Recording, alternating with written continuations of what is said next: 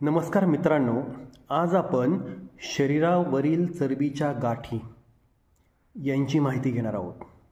आपल्या शरीरावरती कुठेही एखादी गाठ जर आढळली तर ती गाठ ही जरूर कॅन्सरची असेल असं आपल्या मनामध्ये निश्चित येतं. कारण कुठली गाठ म्हणजे कॅन्सर हे समीकरण आपल्या डोक्यात फिट बसलेलं आहे, परंतु हे काही खरं नाही. आपल्या शरीरात निर्माण होणाऱ्या व न दिसणाऱ्या सगळ्याच गाठी या कॅन्सरच्या नसतात. त्यामुळे आपल्याला त्वचेवर कुठेही एखादी गाठ दिसली तर घाबरून न जाता ही गाठ नक्की कसली आहे याची तपासणी करावी.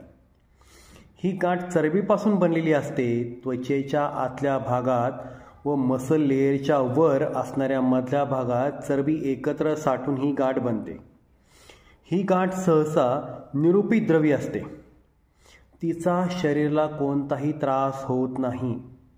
अशा स्वरूपातल्या गाठीचा कॅन्सर रूपांतरित होण्यासाठीचं प्रमाण जे आहे ते नगण्य आहे. चरबीची गाठ ही 1 ते 3 सेंटीमीटरची साधारणपणे असते.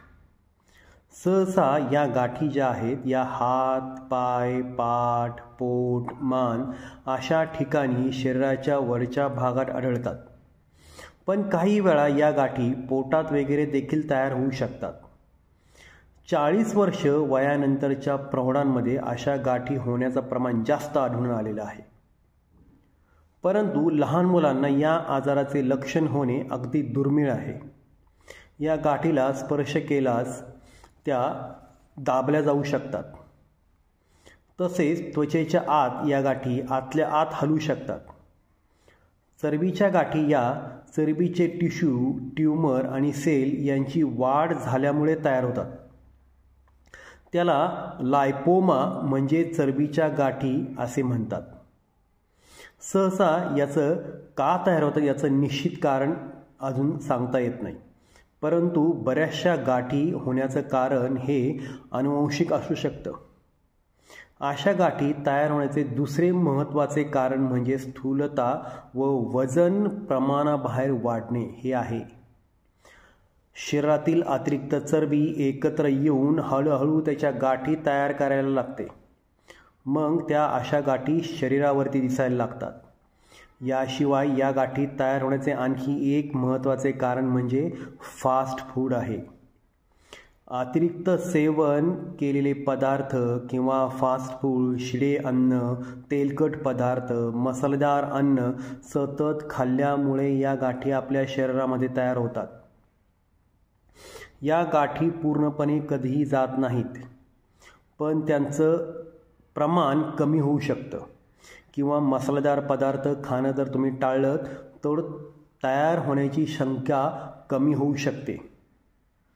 त्यासाठी आयुर्वेदामध्ये काही उपाय सांगितलेले आहेत. ते म्हणजे वारंवार कोमट पाणी पिणे, पचनास हलके असणारे जेवण घेणे, फास्ट फूड किंवा पचनात जड असणारे जेवण न घेणे, चरबीच्या गाठीवरती लिंबाचा रस किंवा ॲपल सायडर व्हिनेगर लावल्याने सुद्धा उपयोग होतो.